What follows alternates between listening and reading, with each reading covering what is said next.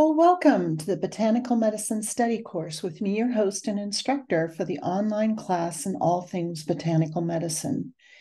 If you would like to be the first on your blog to know most of what is available in terms of practice, science, and application of botanical medicine, then click below, click and link, and you will be directed towards a form which has other instructions on how you can download the video and handouts. A special thanks to new subscribers and all of you who comment, like, and share these videos. It really does help to spread the word.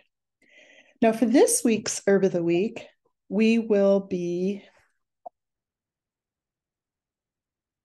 exploring yet another delicious and nutritious and healing herb, lemon balm, which is also called Melissa.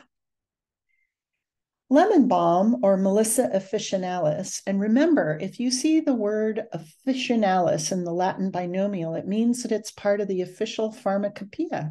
It's recognized for its medicinal properties. Now, lemon balm is a perennial herbaceous plant in the mint family and native to South Central Europe, the Mediterranean basin, Iran, and Central Asia, but is now naturalized everywhere. It grows to a maximum height of 1 meter. The leaves have a mild lemon scent, and during summer, small white flowers full of nectar appear. It shouldn't be confused with bee balm, which is another genus. Although the white flowers of lemon balm do attract bees, and that's why it's named Melissa, which is Greek for honeybee.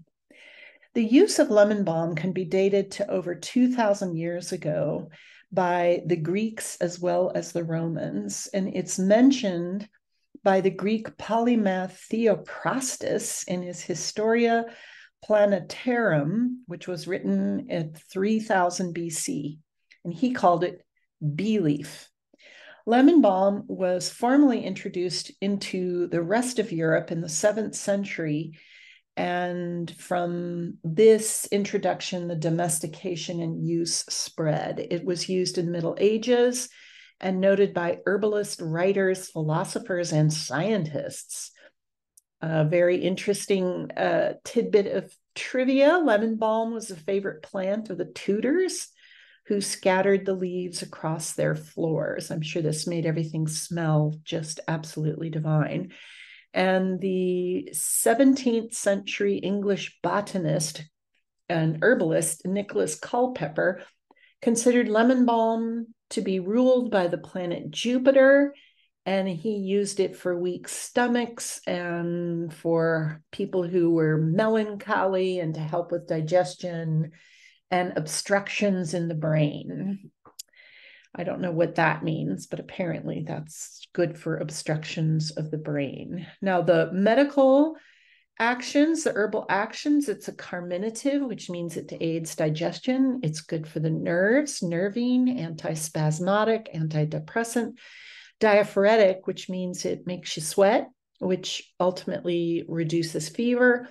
It's an antimicrobial and it helps the liver. Now, know that lemon balm may interfere with thyroid medication, so use with caution in terms of essential oil or therapeutic doses. Now, there are so many ways that Melissa officinalis works. It's really good. It is found that it's actually helping with diabetes. It improves memory and brain function. It has an anti-anxiety effect. There's thinking that it also helps with prevent cancer. It's an antidepressant, helps with sugar metabolism. And some research says that putting Melissa essential oil on herpes lesions can speed their healing and reduce pain. But lemon balm should not be taken with barbiturates, sedatives, glaucoma medication, thyroid medication, scopolamine drugs, and antidepressants. This can potentiate or cancel them out. Now, the chemical constituents of lemon balm, as you can see, are quite numerous here, and it shows how they all contribute to the pharmacological effects, which we've been talking about. And the terpenes are the ones that make it smell so good, the monoterpenes and sesquiterpenes.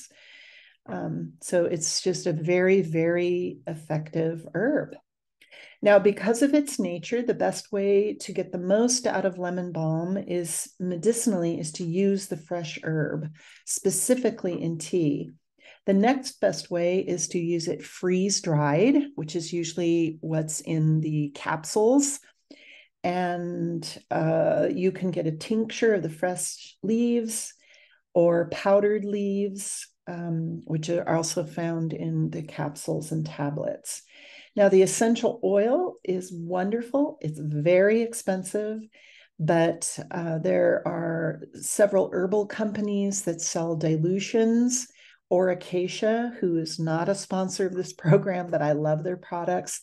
They have a whole line of super expensive oils that do really amazing things, but they put them in these little bottles like your other essential oils, and they're diluted. So it's 10% essential oil with 90% of the carrier oil. And it's really a nice way to use that in the bath, in facial steams, or topically.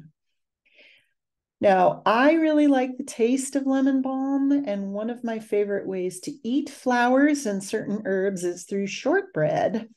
And the fresh herb is best with lemon balm. I don't think you get the really nice flavor with dried, but that's me. It loses its flavor rather quickly, and that's why the fresh is so useful. Now, I have a link in the program notes for some really fun recipes. Now, like most mints, lemon balm is easy to grow, and it makes an amazing ground cover and attracts pollinators. Lemon balm works nicely in the garden, as well as in container gardens, as well as pots. And like all mints, it can take over. So it's best to put it somewhere you do not have other plants competing for space. And I have a link in the program notes on how you can start your own fragrant lemon balm patch. Now, lemon balm is a wonderful herb for children, for growing in your garden and to help them focus. So get them all involved in everything to do with lemon balm. It's just a really wonderful herb. It's also a lovely addition to your garden or your indoor plants, and does so many beneficial actions for your health. It's delicious, nutritious, and healing, and it deserves a closer look as you journey into the world of botanical medicine. So this is Stephanie Georgiev saying thanks so much for spending your valuable time with me. Click below for an introductory lesson, and make sure to check out the other links for valuable information on all things lemon balm. So until next time, be well.